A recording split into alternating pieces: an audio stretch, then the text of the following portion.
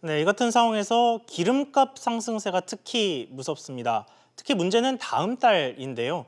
정부도 일단 유가 안정을 위해서 최선을 다하겠다 이런 입장입니다만 과연 실효성이 있겠냐 하는 말도 무성합니다. 취재기자와 이 부분 이야기 좀 더 나눠보겠습니다. 정인아 기자 나와 있습니다. 자, 정 기자. 네. 일단 최근에 기름값이 좀 가파르게 뛰었다 이런 얘기 나오면서 뭐 차 갖고 다니기 무섭다 이런 얘기들도 있어요.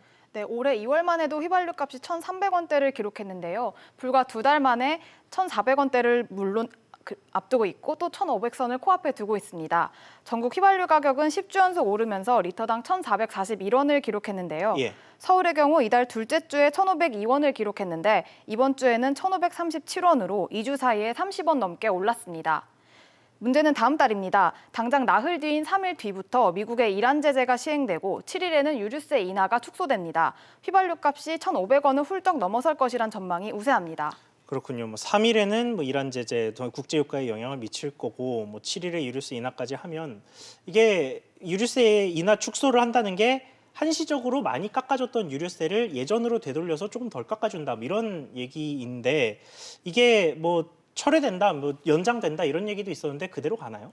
네, 경기 침체 속의 유가 상승이기 때문에 정부로선 부담일 수밖에 없는데요. 이런 가운데 국제유가가 떨어질 때 유류세 인하를 결정하고 반대로 오를 때에는 인하폭 축소를 발표했다는 점에서 정부 정책 타이밍이 엇박자를 내는 게 아니냐는 말도 나오고 있습니다. 이런 이유로 유류세 인하폭 축소를 다시 한번 생각해봐야 한다는 목소리도 나오고 있는데요. 이에 대해 홍남기 부총리는 유류세 인하폭 축소는 대내외 여건을 모두 감안한 결정이라며 예정대로 진행하겠다는 입장을 밝혔습니다.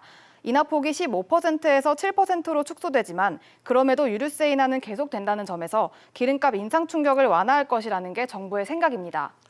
근데 다음 달 초에 유가 관련해서 이렇게 악재들이 몰려 있는데 정부가 좀 지켜만 보고 있다 이런 느낌이 좀 드는데요. 뭔가 좀 대책을 내놓겠다 이런 건 없었나요? 네, 정부도 대책을 언급하기는 했습니다. 예. 석유공사 농협이 박리담회 방식으로 판매하는 알뜰 주유소 판매를 늘리고 온라인의 유류 원가를 공시해 경쟁을 촉진해 가격 인하 효과를 극대화하겠다는 게 대책입니다. 그런 대책이 좀 효과가 있을까요? 네, 정부가 유가 안정을 위해 꺼낼 수 있는 가장 큰 카드가 유류세 인하인데 이미 예. 써버렸고요. 알뜰 주유소와 전자상거래 활성화는 이미 자리 잡거나 시행 중인 사안들입니다. 그만큼 유가 안정을 위한 정부의 선택지가 별로 없고 효과도 불투명하다고 볼 수 있는데요. 다만 기획재정부는 이란 원유 수입 금지 이후 국제유가가 급등할 경우 추가적인 대책을 마련하겠다고 밝혀 최악의 경우 유류세 인하 카드를 다시 꺼내지 않겠냐는 이야기가 나오고 있습니다. 네, 정 기자 이야기 잘 들었습니다.